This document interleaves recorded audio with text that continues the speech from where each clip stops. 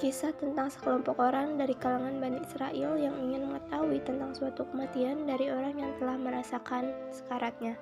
Lalu mereka memohon kepada Allah agar menghidupkan seorang yang telah mati untuk mereka di salah satu kuburan mereka. Maka Allah menghidupkan seorang laki-laki yang memberitakan kepada mereka tentang panasnya kematian yang belum reda sampai saat itu, padahal dia telah mati 100 tahun lamanya. Dikisahkan dari Jabir bin Abdullah bahwa Rasulullah bersabda, ada sekelompok orang dari Bani Israel yang keluar mendatangi sebuah kuburan.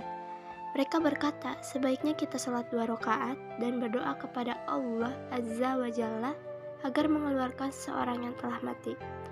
Lalu kita bertanya kepadanya tentang kematian. Lalu Nabi bersabda, lalu mereka melakukannya. Ketika mereka dalam kondisi tersebut, tiba-tiba sebuah kepala muncul dari sebuah kuburan. Ia berwarna coklat dan di keningnya terdapat tanda sujud. Dia berkata, wahai kalian, apa yang kalian inginkan dariku? Aku telah mati 100 tahun yang lalu dan panasnya kematian belum reda dariku sampai sekarang. Maka berdoalah kalian kepada Allah Azza wa Jalla agar mengembalikan diriku seperti semula.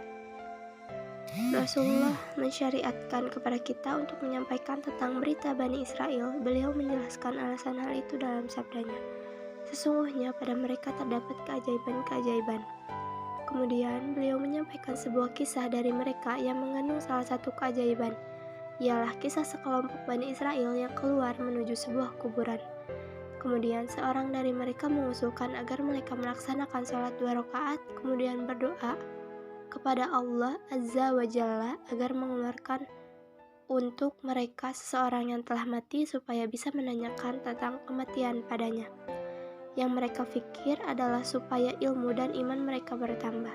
Karena orang yang berziarah kubur dan memikirkan keadaan orang yang telah mati, niscaya dia akan mengambil pelajaran.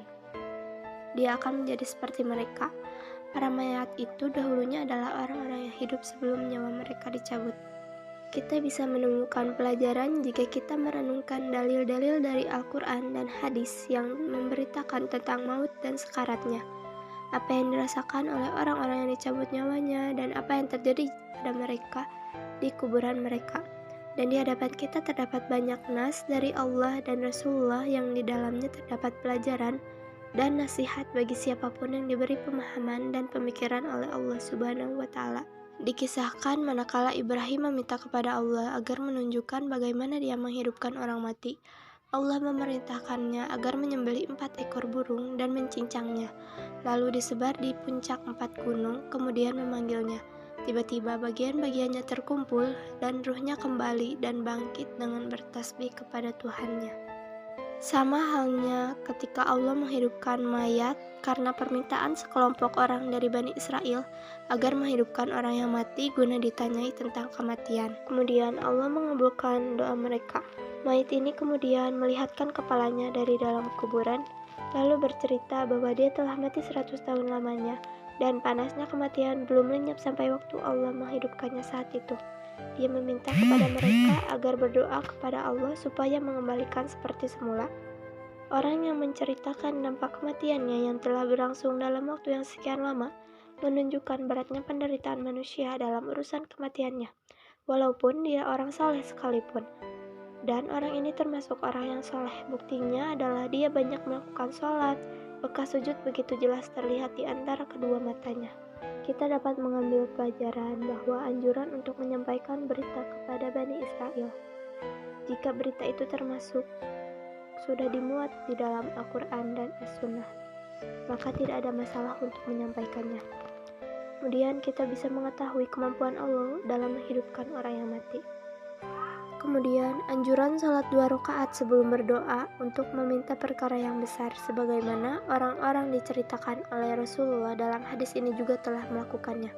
Kemudian Allah menetapkan karamah bagi hamba-hamba Allah yang soleh. Allah juga menghidupkan seorang mayit yang bercerita tentang kematian kepada mereka. Dan yang terakhir, kadangkala Allah menjawab doa orang-orang soleh walaupun jawaban itu mengakibatkan terjadinya perkara luar biasa di luar kebiasaan manusia.